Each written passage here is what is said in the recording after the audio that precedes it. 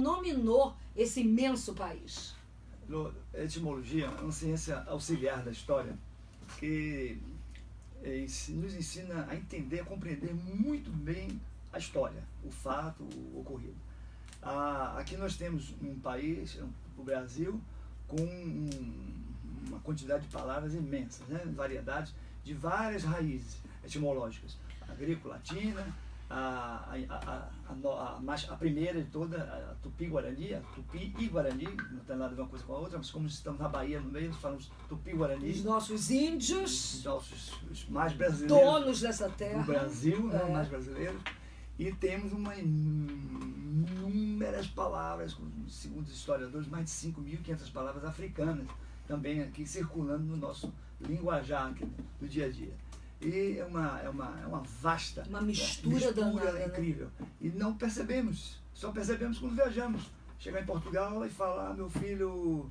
Esse é o meu filho caçula. Ninguém sabe o que é caçula lá. Caçula, palavra africana. Meu amigo fuma maconha. Ninguém sabe o que é maconha lá na Maconha é palavra também africana? Africana, banguela, várias origens. Mas eu gosto de pegar desde o início. Vamos falar, esqueça os portugueses, que só estavam os índios, né? Isso. Só tínhamos índios. E na linguagem deles, que naquela época não havia também uma comunicação como hoje, então de um lugar para outro diferenciava um pouco a significação. As palavras do Tupi iguais às do Guarani. Só que no Tupi, no norte do Brasil, tem um significado, algumas delas, e no centro, ao sul, até Paraguai, outro. Então, não tínhamos ninguém aqui, a não ser os índios. Eles, por exemplo, uma entrada de Bahia, uma Bahia, para o índio, era o Quirimurê. Qualquer entrada, uma foz. Uma pedra, algo sólido, não só pedra, mas um casco de navio, algo sólido, era o Ita. Algo vermelho, anga. Então, é fácil percebermos. Anga? Algo de anga, vermelho. Anga. Ita, pedra. Una, preta, por exemplo. Itaúna, pedra negra. Una, sabendo o prefixo e o sufixo, você mata rapidinho o significado das palavras. E é fácil, porque não são muitas palavras. Então, por exemplo, naquela época não existia o plástico, não existia toda a Coca-Cola, esses produtos. Então, era o que era da natureza, que se referenciava, algo destacando da natureza, o índio vinha e colocava como referência. Aquela pedra ali destacada, pedra erguida, aquele local ali, Itapuã, pedra erguida. O que contrai, muitos pensam que Itapuã é pedra erguida, pedra destacada. Não tem nada a ver com pedra que ronca. A gente sempre ouviu que era pedra que ronca. Tá falando pedra que ronca. Ai, meu pai sagrado. Atenção, vamos desconstruir tudo, hein? Presta atenção no programa de hoje. Foi uma poesia, uma poesia do Castro Alves, Antônio Frederico de Castro Alves, que fez um bonito poema e disse nas águas do Itapuã, pedra ronca, pedra que ronca. Então o pessoal o baiano tomou isso como significado. E não é. É pedra o quê? Cercada? É pedra destacada. Destacada. Pedra erguida, porque era uma costa, né, onde dava para ver do mar, aquelas duas pedras, se você for observar naquela região, tem duas pedras juntas, quando a onda bate, né, ela emite aquele branco da onda, né, aquela espumação da onda. Então, sabendo que o sólido é Ita, né, a montanha, a pedra, sabendo que o peixe é pira, então são palavras compostas. Sabendo que ira é mel, é doce. Isso no Brasil inteiro, no Brasil inteiro. Então percebemos que se abrirmos um mapa do Brasil, hoje nós temos um mapa, pode observar, mais de 70% das localidades, dos topônimos, são todos de origem do Tupi-Guarani. Nomes de estados, né? Paraná, Goiás, Maranhão, nomes de cidades, né? Cidades diversas como Maceió, nomes de praias, Itacimirim, Guarajuba. Tudo indígena. Tupi-Guarani. Tupi-Guarani. Todas com seu significado. Nada por acaso. Todas têm seu significado. Né? Então, por exemplo, vamos ver aqui na Bahia, na costa, depois de Arembé, que é um nome indígena também, tem uma pedra, pequena pedra saindo dentro d'água, pequena pedra que os índios observaram ela e denominaram o local Itacimirim, porque tudo que é pequeno é água de mirim. Então, Itacimirim, pequena pedra divina. Pequena o que é diminutivo, divina, o que é pequeno, Mirim. O que é grande, Açu. Então, Iguaçu, Pituaçu, Pitu grande, quer dizer, um crustáceo grande. Itaçu, Ituaçu, pedra grande. Sabendo das cores, como eu falei. E aí vai lá, Iguaçu, a mesma coisa. Iguaçu, uma enseada grande. Grande. Todas as palavras terminadas com açu, grande. As cores. Mirim pequeno, açu grande. Aí a gente vai juntando, né? Então, piraçu, peixe grande. Quando tem muita coisa junta, um coletivo, a palavra termina com tiba ou tuba. Né? Então, piratiba, muito peixe. Itatuba, Itatiba, muita pedra. Itatu, né? Ubatuba. Muito caracol. Muito caracol. Então é fácil você perceber o prefixo, o sufixo. Então as cores, como eu estava falando, todas as palavras terminando com inga é transparência, é um branco transparente. Então Ca é mato, Caatinga, mato transparente, é um mato seco. Né? Caatinga. Itatinga é o cristal. Itatinga, Inga é o cristal, Ita pedra. Itajuba, Juba é amarelo, é dourado, é o ouro no indígena. Itamirim, Itaçu, sabendo outras cores, como eu digo, Juba é dourado, né? Anga, vermelho, tem Ipitanga, Ipiranga e tal. Pronto, rios, outra localidade, outro motivo de se referenciar. Eles viam um rio onde tinha muito jacu sobrevoando, Jacuípe. E rio é Jacuípe. Agora, um rio normal. Peraí, Jacuípe é o quê? Rio de Jacu. Rio de Jacu. Jacuípe. Saú é formiga, saúva. Então, Saúípe, no pé da palavra original, é Rio das Formigas. Rio das Formigas, saúvas. Sauípe, E quando é um rio, agora, referente a rio e água corrente, mas aí a palavra termina com I também. Uruaí, Piauí. Uruaí é Rio dos Pássaros Pintados. Piauí, Rio dos Piaus, dos peixinhos pequenos. Então, Itajaí, então palavras que terminam com I, é um rio corrente. Ibe ou Ipe é rio. Capibaribe, Rio da Capivara. Jaguaribe, Rio do Jaguar. Rapaz, é muito interessante, muito lógico, né? E quando é um mar, uma coisa mais ampla, aí é Pará. Paraty, Paraguai, Paraíba. Pará é independente de água doce ou salgada, vai ser uma coisa muito aberta, Paraguaçu, Paratiba, Paraíba, Iba com Rio, Mar e Rio, e aí Paraná. Menina, haja estudo, é fantástico e tudo muito lógico, né? Agora, deixa eu te perguntar uma coisa, tem uma coisa a ver também com a coisa da religião católica, da coisa dos africanos, isso influenciou etimologicamente essa formação brasileira? Lógico, então, depois que chegam os europeus, né? Aí muitos nomes indígenas são apagados, né? São substituídos pelos nomes católicos.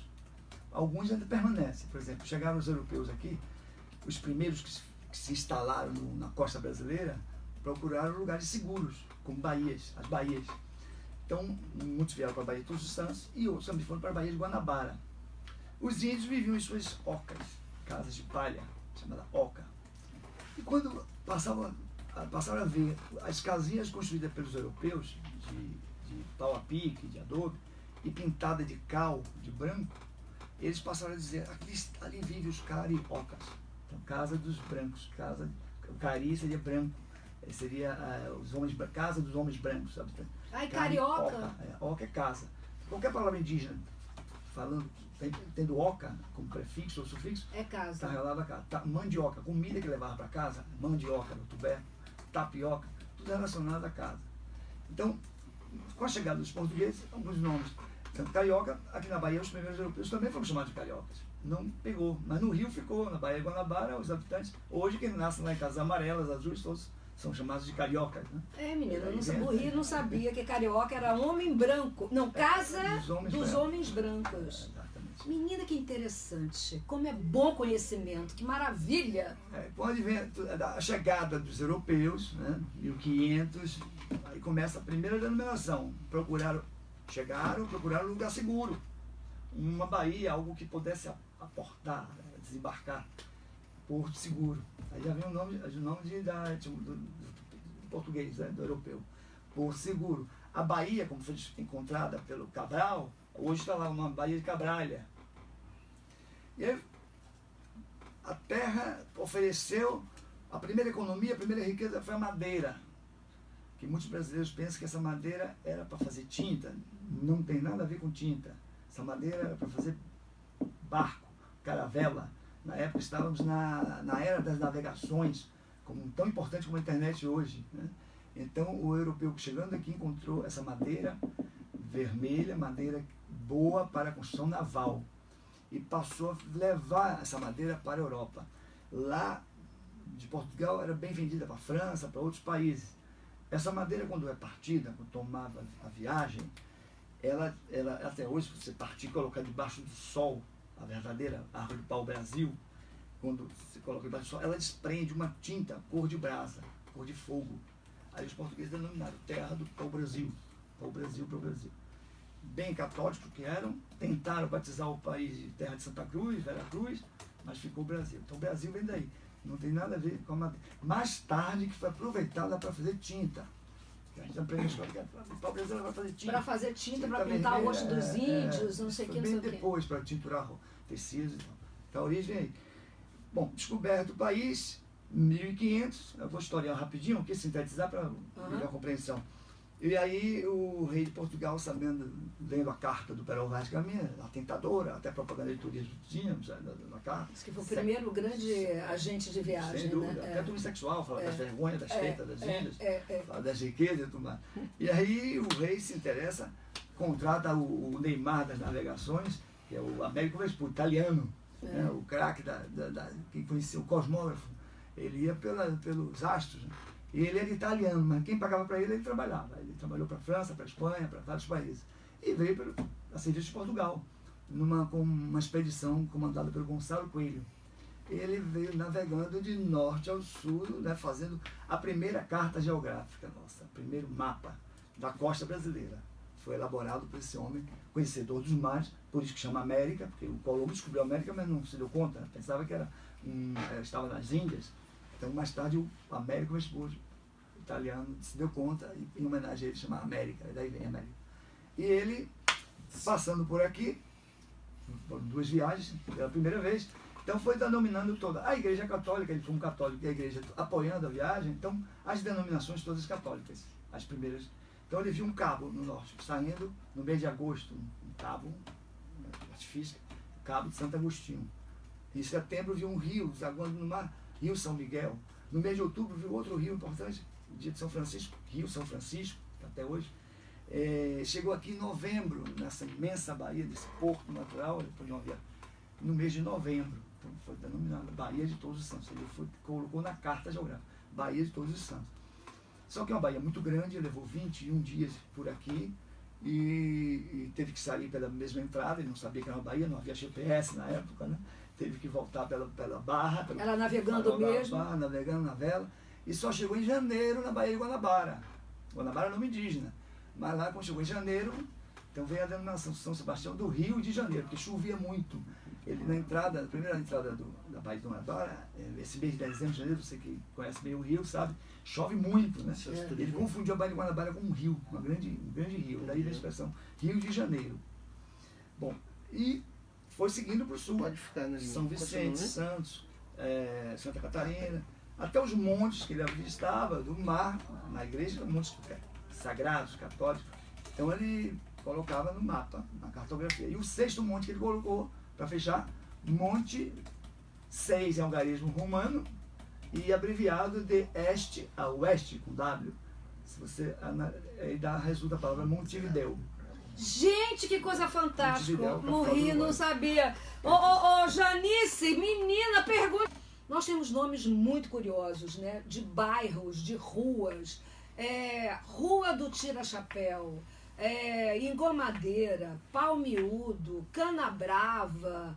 Enfim, começa contando aí pra gente entender melhor essa cidade. Com a chegada dos portugueses, a princípio nomes religiosos, católicos, né? Então, cidades, localidades, ou até as terras sendo ocupadas por sítios e chácaras, fazendinhas, o católico construiu lá uma ermida, Nossa Senhora da Brota, tinha uma pedra, brotava água, Nossa Senhora das Brotas, uma lapa pequena, Nossa Senhora da Lapa. E surgiram, a cidade crescendo, surgiram os bairros hoje com nomes católicos, como Vitória, Ajuda, Conceição, das igrejas, das ermidas, das localidades.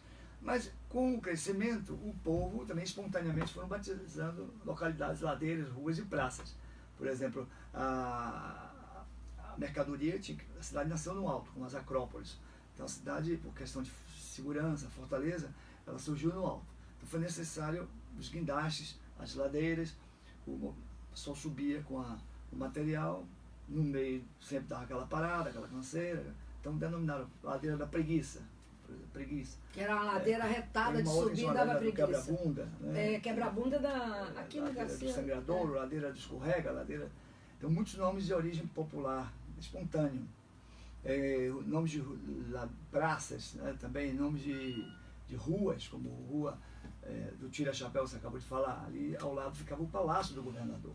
Então uma das versões é que o pessoal, na geração do chapéu, quando passava ali, tirava o chapéu para cumprimentar. A autoridade respeita. Embora ali também tenha uma canalização de vento que vem da ladeira da praça, que chegando, estampando a rua, o chapéu voava, né? Tirava o chapéu. São duas versões. São versões, né? Algumas versões. Ali mesmo no palácio, quando ele foi destruído, o mastro foi colocado atrás dele. O mastro é de madeira. Então quando o povo passava ali, o pau da bandeira. Ficou muito tempo ali o mastro arriado ali no fundo do palácio. Então chama Rua do Pau da Bandeira. Permanece até hoje. Quer dizer, esses bairros todos, fora, Vitória, Graça, Ajuda, Mercês, isso tudo é influência católica, chegada dos portugueses, Graça, todos são uma igrejinha onde nomeando os bairros de Salvador. Graça e tal. Agora, outros com a expansão da cidade, por exemplo, a Vitória, o esporte, era o campo de futebol, por exemplo, era na Graça. A federação do futebol era mais adiante. Então, quando o povo dizia que está a federação, e coincidentemente também tinha uma federação afro, o pessoal se reunia. Então, hoje chamamos bairro da federação. Porque tinha uma federação de futebol próximo à Graça. Então, o estádio era na Graça. Então, surgiu o bairro da federação. O Garcia, aqui onde estamos, aquela região, os vales, morros, pertenceu a uma fazenda Garcia. Depois foi adquirida por um belga, um estrangeiro de sobrenome Gantois.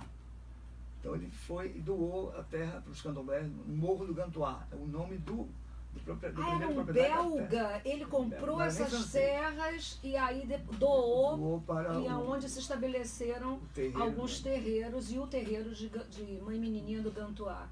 Então, Menininha do Gantois, o nome não é dela, vem do nome do cara que comprou, que doou a terra. Gente, vivendo e aprendendo. E aí, muitos nomes de ruas assim, foram também naturalmente devido ao sobrenome da pessoa. Por exemplo, tem um bairro que mesmo afastado, na época ficava bem distante, era uma fazenda, e o nome do proprietário chamava Paiva Lima. Paiva Lima. Olha a coincidência, lá ele tinha muito laranjal e também o pessoal buscava madeira para fazer fogo, não tinha gás nessa região. Então o bairro foi sendo apropriado, ocupado pelos habitantes, e em vez de chamar Paiva Lima, passou a chamar Pau da Lima. Pau da Lima. Pau da Lima. Que é uma corruptela do Paiva Lima e ao mesmo tempo a coincidência de ter madeira, graveto, onde se buscava a madeira. E 7 de abril? 7 de abril é na data, aí foi uma homenagem à queda do Dom Pedro, que estava já impopular, absolutista, né? Ninguém aguentava mais o domínio de Dom Pedro I, a queda do Primeiro Império, e foi no dia 7 de abril de 1831, exatamente, que ele abdicou.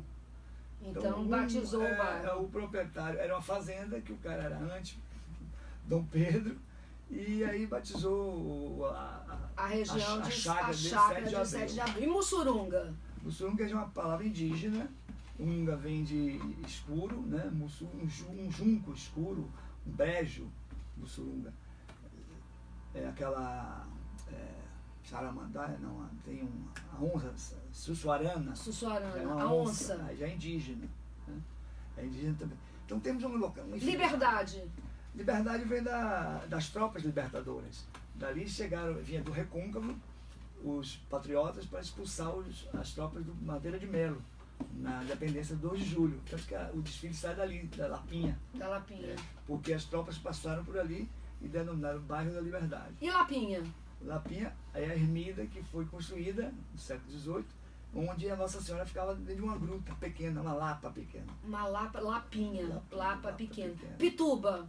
Pituba, nome indígena, pi, quer dizer, tem duas, tuba é muito e pi, vento, muito vento. Né? E tem vento, mesmo, muito vento. Ou pitu é o camarão de água doce, que também lá tem uma lagoa, arredondado, pituba. Aí você pode... Uma coisa ou outra. Amaralina. Amaralina já é o nome da corruptela, já é povo que batiza. Foi uma propriedade... Corruptela, eu sei disso. É uma mistura, tem várias versões, mas a mais coerente, sem dúvida, porque foi propriedade, toda aquela região, de um português chamado Álvares de Amaral. E ele, proprietário, tal, casou com uma baiana chamada Alina. Então colocou a fazenda dele, Fazenda Amaralina. Ah, Amaralina, entendi. E o baiano vem e inventa um pouco mais de história. Vai vendo isso. Aí diz que ele morreu de tanta Amaralina, esvairado, fraco, tranquilo, esvairado. Coisas da Bahia. Que é a Alina que matou Amaral. Aí, a Alina que matou Amaral. Aí a cidade crescendo. Agora, assim, Roberto... Até pouco tempo a cidade acabava em Amaralina. Na época do bonde, das linhas do bonde, eu, por exemplo, nasci na linha 8, que era Liberdade. Todas as linhas tinham seu número. E o último era a linha 16, que ia até Amaralina. Maria, quando eu cheguei em Salvador, e a Itapuã era veranear. Era longe pra burro. Agora, Roberto, Rio de Janeiro e São Paulo tem um monte de rua, de lugares, de nomes de baianos, né? Menina, é incrível. Eu sou curioso, gosto de tirar dúvida, quem foi aquele cidadão, nomes de ruas. A infinidade de ruas que tem em São Paulo, de baianos, né, que nós não valorizamos. Cipriano Barata, por exemplo, foi o primeiro que defendeu a escravidão. Baiano, né? Baianíssimo. Teve que sair daqui porque ele participou, inclusive, o Caetano Moura também. Ele foi exilado, praticamente. Ele estudou na Europa, fez medicina, filosofia, como exilado, volta. Aí já volta com o Dom João, né, para amigo da corte real, e se notabiliza. O Cipriano Barata, em São Paulo, ele é muito querido na época pelos os que estavam apoiando a independência do Brasil, né? E ganhou o nome de uma rua importante lá. Super importante. Palmiúdo. Também a cidade acabava, até o século XVII, no Carmo. Tanto que depois foi construída uma igreja que se chama Santo Antônio, além do Carmo. Além do Carmo. A cidade foi crescendo, depois do Convento da Soledade, século XVIII. Então aquela população ali ia buscar madeira para fazer fogo em casa, para cozinhar, na região após da Lapinha.